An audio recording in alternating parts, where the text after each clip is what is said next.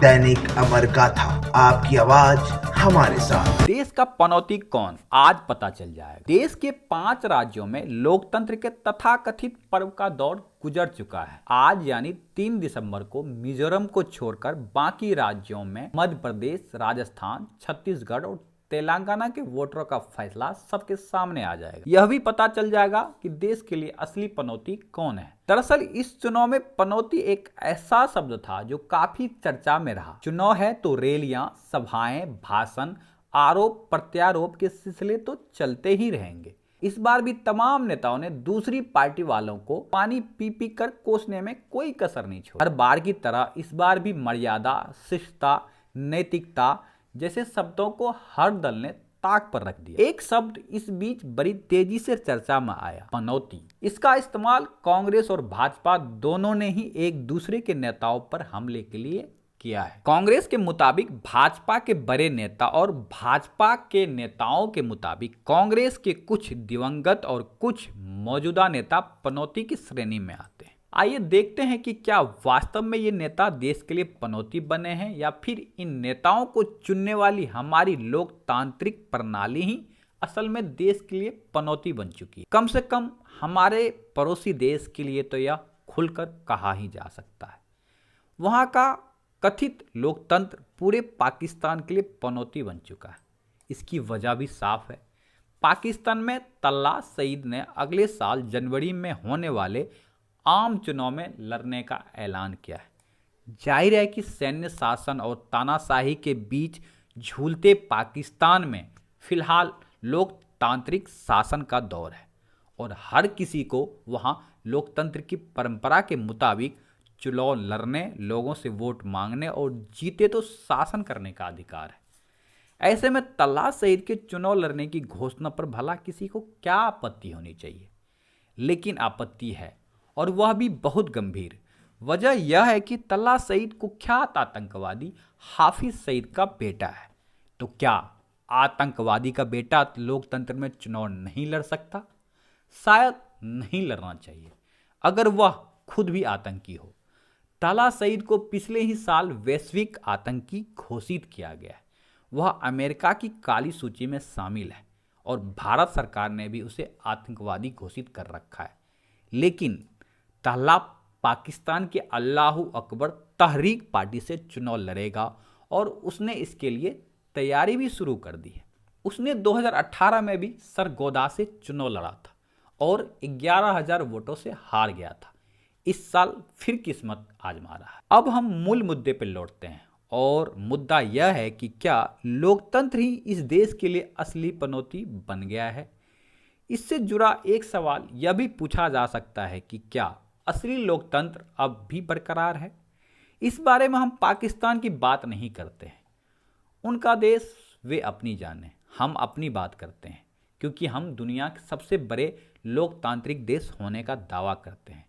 ऐसे में अगर पाकिस्तान में तल्ला सईद को चुनाव नहीं लड़ना चाहिए तो क्या भारत में 4001 विधायकों में से उन 1777 यानी 44% लोगों को चुनाव लड़कर विधायक बनने का मौका मिलना चाहिए था, जिनके खिलाफ हत्या, बलात्कार, अपहरण जैसे मामले हैं? क्या लोकसभा के 43% सांसद जो आपराधिक मामलों में फंसे हुए हैं उन्हें लोकतांत्रिक अधिकारों के नाम पर चुनाव लड़ने और देश की संसद की मर्यादा को तार तार करने का हक मिलना चाहिए था? यह कहा जा सकता है कि ये नेता अभी आरोपी हैं, इनके खिलाफ केस चल रहे हैं और देश के मौजूदा कानूनों के मुताबिक जब तक कोर्ट इनके दोषी होने का फैसला नहीं सुनाता तब तक इन नेताओं को चुनाव लड़ने से कोई नहीं रोक सकता। यहां तक कि जेल में रहते हुए भी चुनाव लड़ा जा सकता है और अक्सर इससे ही लोकतंत्र की खूबसूरती भी बताया जा रहा है। लेकिन ध्यान देने की बात यह है कि क्रिमिनल केसों का सामना कर रहे इन 1777 नेताओं पर कोई छोटे मोटे आरोप नहीं है। ये ऐसे मामले हैं जिनकी जांच पूरी हो चुकी है और पुलिस कोर्ट में चार्जशीट भी दायर कर चुकी है। लेकिन बावजूद इसके इन मामलों पर अब तक कोई फैसला नहीं सुनाया गया। इन नेताओं को कोर्ट के फैसलों की चिंता इसलिए भी नहीं है क्योंकि सरकारी रिपोर्ट की माने तो नेताओं के क्रिमिनल केस निपटाने के मामले में मध्य प्रदेश के साथ तेलंगाना और आंध्र प्रदेश ऐसे 3 राज्य हैं जिनमें पिछले 5 सालों में एक भी मामले का निपटारा नहीं किया गया। यानी लोकतंत्र जिन 4 बुनियादी आधारों पर खरा माना जाता है, उनकी भूमिका और चरित्र ही अब सवालों और संदेह के घेरे में आ चुकी है। आरोप विधायिका पर लगते हैं, जांच कार्यपालिका के जिम्मे है, फैसला न्यायपालिका को करना होता है और ये सारे मामले लोकतंत्र के चौथे स्तंभ यानी मीडिया के जरिए आम लोगों तक पहुंचाए जाने चाहिए। लेकिन आज के दौर में इन चारों की मिली भगत से लोकतंत्र को ही कमजोर किया जा रहा है।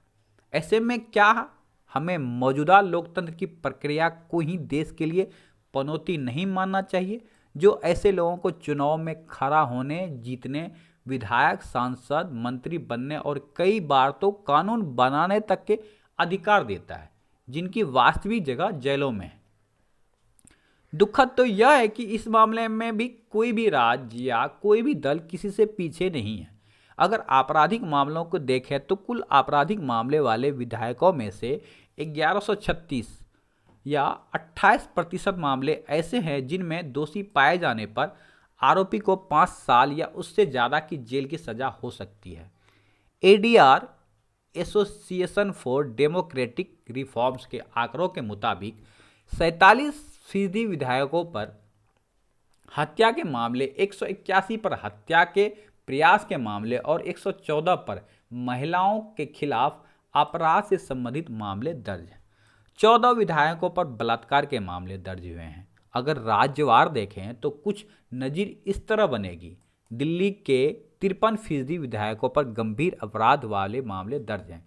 बिहार के 59% विधायकों पर गंभीर अपराध का क्रिमिनल केस दर्ज है।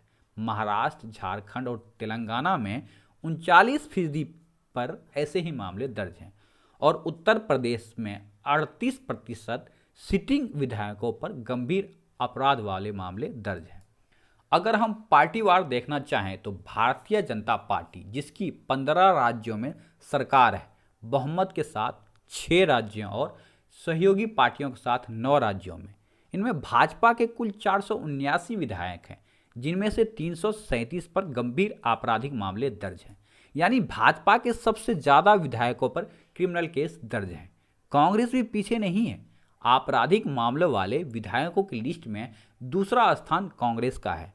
कांग्रेस के 334 विधायकों पर आपराधिक मामले दर्ज हैं, जिनमें से 194 विधायकों पर गंभीर आपराधिक मामले हैं। अगर अन्य पार्टियों की बात करें तो द्रविड़ मुन्नेर कड़गम डीएमके के, तृणमूल कांग्रेस, आम आदमी party, YSR Congress, Samajwadi party, Bharat राष्ट्र समिति, पूर्व में तेलंगाना राष्ट्र समिति, राष्ट्रीय जनता दल, भारतीय कम्युनिस्ट पार्टी और बीजू जनता के विधायकों की संख्या भले ही तुलनात्मक रूप से कम है, लेकिन अपराध का प्रतिशत ज़्यादा है।